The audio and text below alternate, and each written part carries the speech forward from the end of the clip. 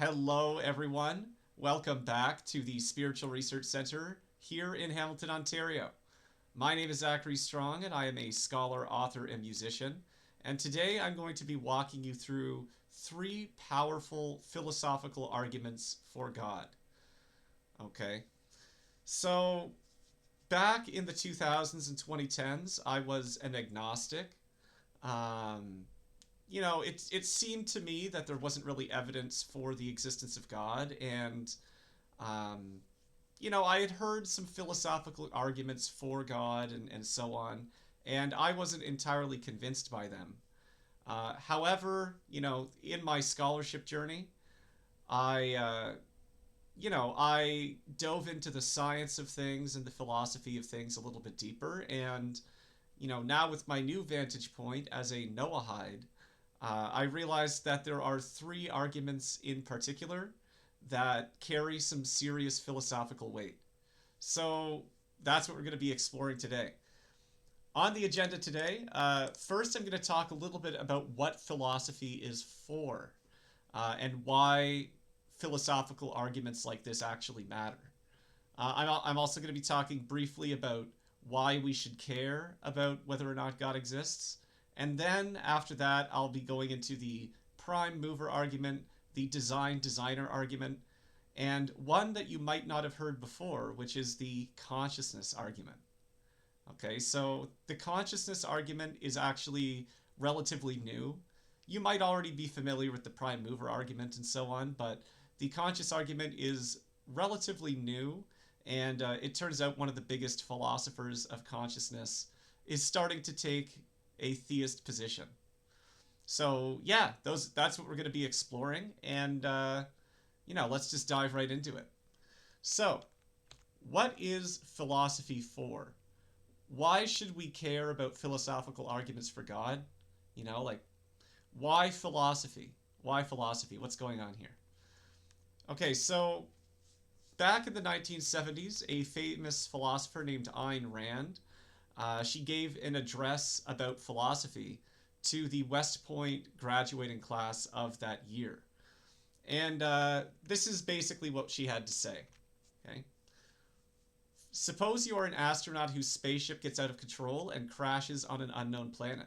When you regain consciousness and find that you are not hurt badly, the first three questions in your mind would be, where am I? How can I discover it? What should I do? Okay?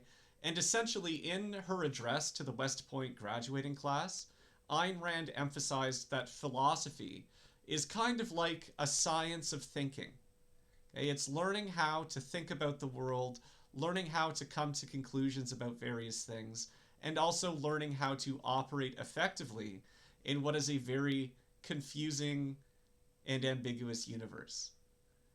Okay? And so that's essentially what philosophy is a practice of orienting our mind to what is true and what matters, and then figuring out ways to act accordingly. Okay? Philosophy is basically just thinking. It's like a science of thinking. Okay? So, when you think about what this means for you in your situation, when you go out into the world, your brain is trying to answer a few questions. Okay? What is happening? How can I figure out what's happening? What should I do? Okay? And having, well-developed philosophical tools and ways of thinking about the world is how your brain answers these questions.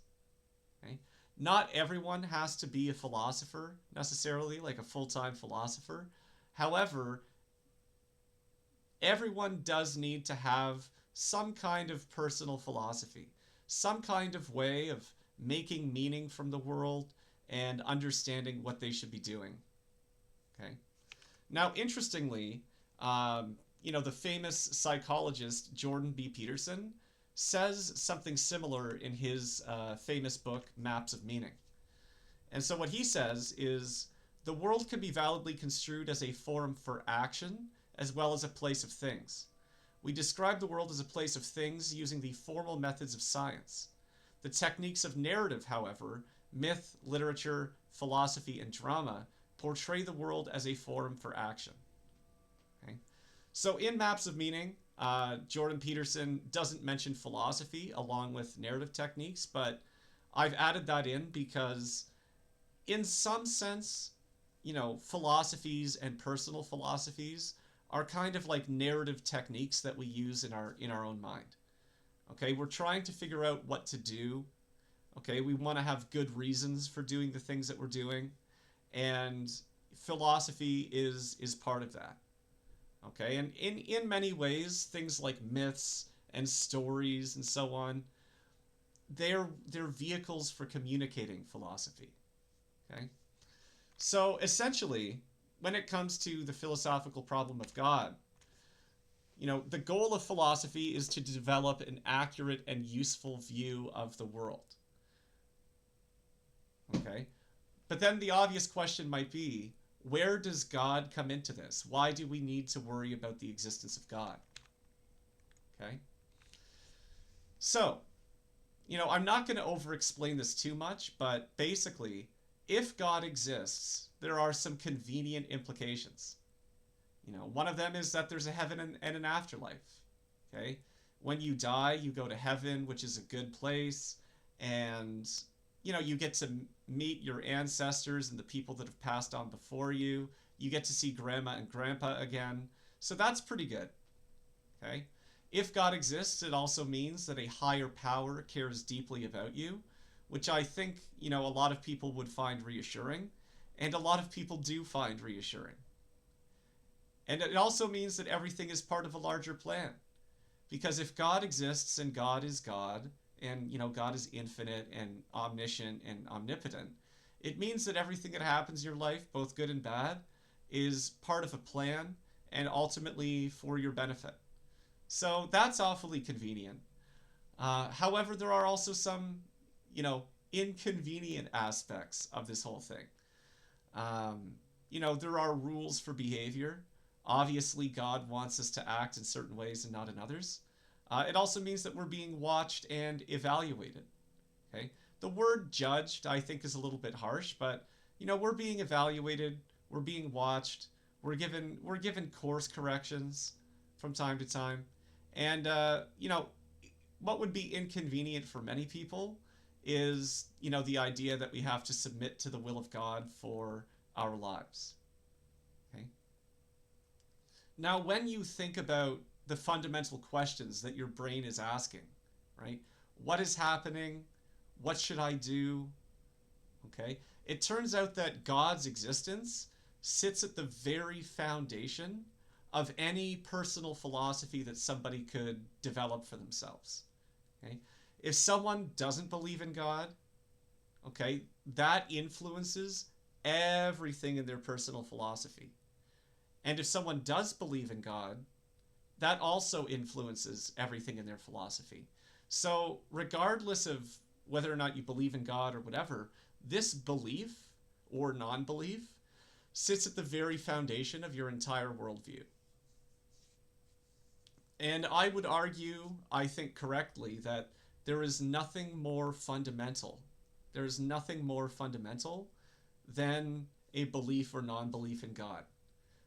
Because that kind of sets the stage for everything that you believe about the universe, everything you believe about the world, everything you believe about human history, human nature. Okay? So the belief in God, is a very salient question. It's a very important question. Okay? And in our day and age, a lot of people kind of step past it. They assume that there's no answers. They assume that the question doesn't matter and that they have the luxury of going about their lives without caring about it. Okay, but really it's a fundamental thing, because if God exists, it means a whole bunch of things are true about the world and the universe and what we should be doing about it.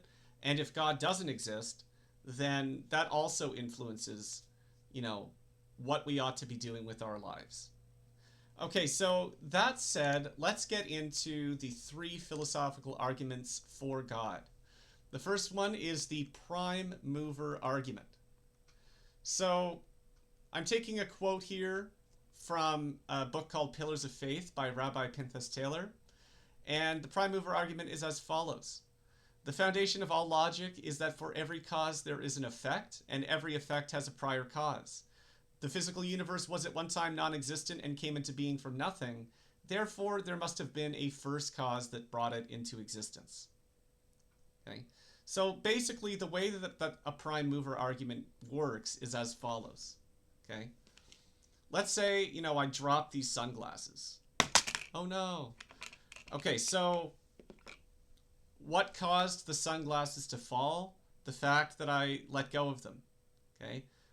Moving backwards a little bit, why do I exist? Because my mother and father decided to have a baby. Why do my mother and father exist? Because their parents decided to have a baby. Okay, so you rewind the clock all the way back, okay, basically to the Big Bang. You rewind the clock all the way to the Big Bang, and then you ask yourself, why did the Big Bang happen? Okay, something must have caused it. Okay, and what the prime mover argument kind of advances or proposes is that there must be some kind of cause outside space and time that caused the universe to begin. Okay? Now, I heard this argument back when I was an agnostic and so on, and I thought, like, okay, this is just a clever way of, trying to prove God or something, right? But the reality, the surprising reality, is that Big Bang physicists also acknowledge, in their own way, the validity of this argument.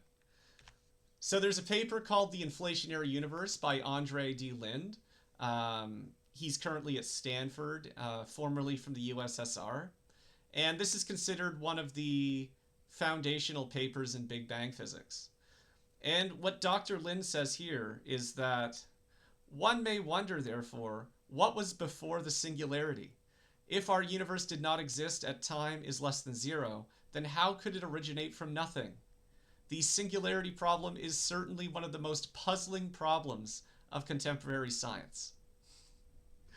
Okay, so if we were just having this discussion in the philosophy department at a university,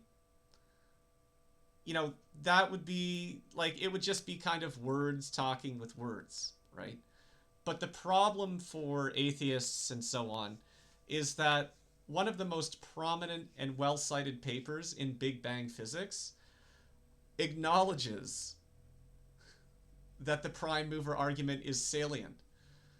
And in fact, it says that, the prime mover argument is potentially an answer to one of the most puzzling problems of contemporary science.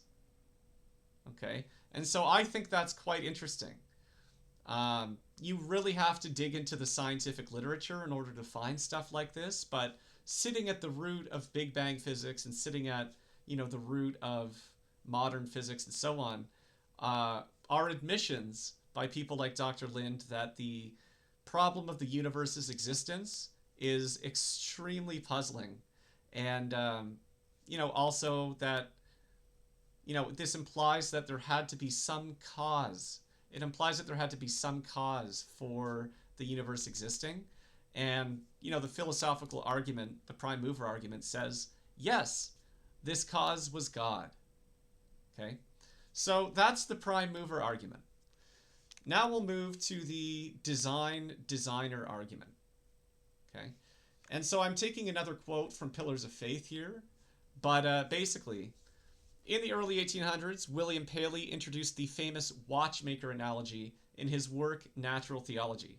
He reasons that if one were to find a watch in the forest with all of its springs and gears fashioned with intricacy and purpose, it would be obvious that it had not formed there by natural processes, but instead must have been made by a watchmaker. And so the way that the designer argument works is by basically saying, hey, the universe is awfully complex, and nature is incredibly complex, and everything seems to work, in a particular way, and so on. And so in the same way that we wouldn't assume that an iPhone we found on the street just magically assembled itself, okay, it would be unreasonable to assume that the universe, working in the way that it does with all the laws of physics, it would be unreasonable to assume that this was not some kind of design. It would be unreasonable to assume that this was all just some giant cosmic accident. Okay?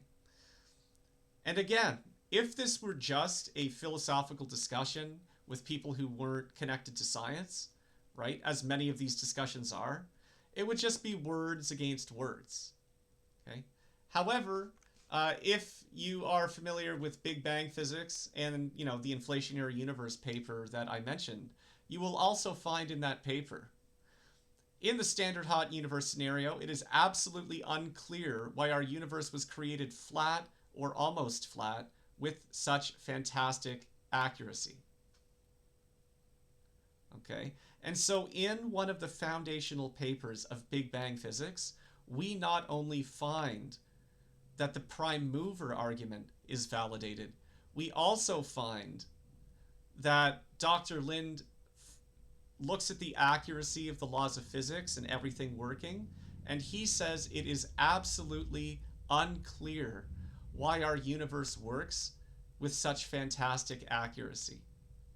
Okay? So that both the prime mover argument and the design designer argument are validated by one of the foundational papers in Big Bang physics. And I find that quite interesting. Okay? I find that quite interesting, and I hope you do too. Okay, so that brings us to the third argument for God, the third philosophical argument for God, and that is the consciousness argument. Okay? Now, I haven't seen this advanced, you know, in a lot of discussions. I don't know if this exists on YouTube yet, at least in this form. But the problem of consciousness is actually an argument for God. Okay?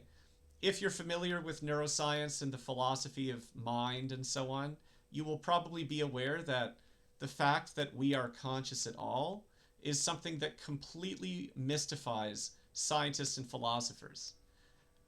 Okay, because in the evolutionary atheist worldview, okay, the atheist worldview is that a bunch of chemicals got together in a puddle and formed life, and then, you know, evolution happened for however many years, okay, and then, you know, some monkeys started eating mushrooms and their brains changed and they became conscious, or like something like that, right? Like a lot of people are amenable to the stoned ape theory. But basically people are, you know, a lot of atheists and scientists just kind of assume that consciousness happened on its own by accident. Okay? But there are a couple of problems with that, and I'll just give you one of the problems. Okay? Think about how much trouble consciousness brings us. Okay? Being conscious actually slows us down. Okay? Like a lot of animals, if not most animals, have faster reflexes than humans. Okay? And when animals are presented with, like, you know, dangerous situations or whatever, they're usually able to act quickly and effectively. Whereas consciousness, in a lot of senses, is maladaptive because it slows us down. It causes us to, you know, stop and think or hesitate or overthink or whatever. Okay? And, you know, in the evolutionary worldview, right, consciousness would have developed, you know, thousands and thousands of years ago in very difficult circumstances. And so for some monkeys to start becoming conscious, they would have started hesitating. They would have started overthinking, right? And it's just difficult to see how consciousness would actually be adaptive. But that's just, you know, kind of, you know, my personal reasoning on it. But, you know, in order to dive into this, we should look at what the experts are saying. So one of the main papers related to the philosophy of consciousness is by a philosopher named David Chalmers. Okay? It's called Facing Up to the Problem of Consciousness. And he says Consciousness poses the most baffling problems in the science of the mind. There is nothing that we know more intimately than conscious experience, but there is nothing that is harder to explain. Many have tried to explain it, but the explanations always seem to fall short of the target. Some have been led to suppose that the problem is intractable and that no explanation can be given. Okay, and so what Dr. Chalmers is, advancing in this paper is that the problem of consciousness existing at all seems like a complete mystery and potentially an unsolvable mystery. Okay? So that is quite interesting. However, it gets even more interesting because Dr. Chalmers, in a recent talk that he gave on Kurchai Mungel's Theories of Everything channel, is starting to think in his own way that theism is an answer to the problem of consciousness. And it seems like he's going to be advancing this position in one of his new books. So check out this clip. So you both sort of touched on this in your introductions, and some people may argue that if the simulation implies some intelligent designer, that it's basically the equivalent to some ontotheological view, where there's no, thus it's like not really different from a religion that postulates some sort of an omnipotent designer, a deity of some sort. Others might contend that the simulation doesn't necessarily require some intelligent agent to run it, and that it could arise from some sort of natural phenomena. Do you see any distinction between this sort of naturalistic explanation for a possible simulation versus a theological one? We'll start. Go ahead. Yeah, I mean, I like the way that David put it in his talk that like the simulation hypothesis is sort of like an amalgamation of two things, right? Where you believe like the world is computational in a certain appropriate sense, and there was some creator who made a choice to set that in motion, right? You could imagine that this universe is just arises, mechanistically out of a different universe with, utterly different laws. But like in a certain sense, that is what physics already says. Right. So it's like the classical world, is built out of this quantum world that looks totally different from anything that a priori thought about. Right. It was like, is classical physics just all, a big simulation being run by quantum physics? Well, like you could view it that way. Like, I personally don't see where to draw a firm line between that sort of thing, just levels of emergence and one world simulating another world. Okay. I think you can define the simulation hypothesis the way you were suggesting so that it doesn't actually require a simulator. So interesting question. Just say it turns out that we're contained in a world where just through totally by chance, a simulation of our universe came into existence. Then is the simulation hypothesis true? Well, I think this is it's a verbal question. We could stipulate, in my book, I stipulate that the simulation hypothesis requires a simulator who designed and created this intentionally. So this would not count. Okay, so there you have it. The prime mover argument, the designer argument, and the consciousness argument, all of which have grounding in respectable and respected science and philosophy. Okay, these are not airy-fairy, philosophical things, just kind of made up. These three arguments have grounding in one of the foundational papers of Big Bang physics and some of the foundational work being done in the philosophy of consciousness. However, if you're anything like me, you want to see some hard proof and some hard evidence that, God exists and the Bible is real. And, I'm planning to release some of that on my channel as well. So coming soon, I'm going to be sharing a full explanation of the archaeological and historical proof that exists for the biblical Exodus. I'm going to be talking in depth about the science of the Genesis creation narrative. I'm going to be sharing a bunch of really interesting information on correspondences between the Torah and science. I'm planning to release a critique of abiogenesis, which is basically the formation of life from inanimate matter, which basically will undercut, a lot of what people think about evolutionary theory. And I'm going to be doing a whole bunch of other science-related, evidence-related things on this channel as well. But for the time being, I hope you enjoyed these 3 philosophical arguments. If you are a reasonable and open-minded person, I think, the fact that the universe exists at all, okay, the fact that the universe seems to work as well as it does, and also the fact that we're conscious.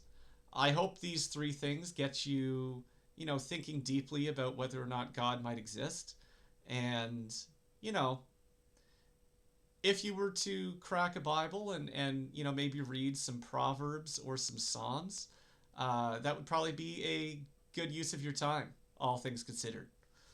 Anyway, thank you very much for spending the last maybe 20 minutes with me. Hope this was valuable, and for the theists in my audience, have fun dropping some of these citations on the atheists that you debate with. So, anyway, thank you very much, and I will see all of you soon.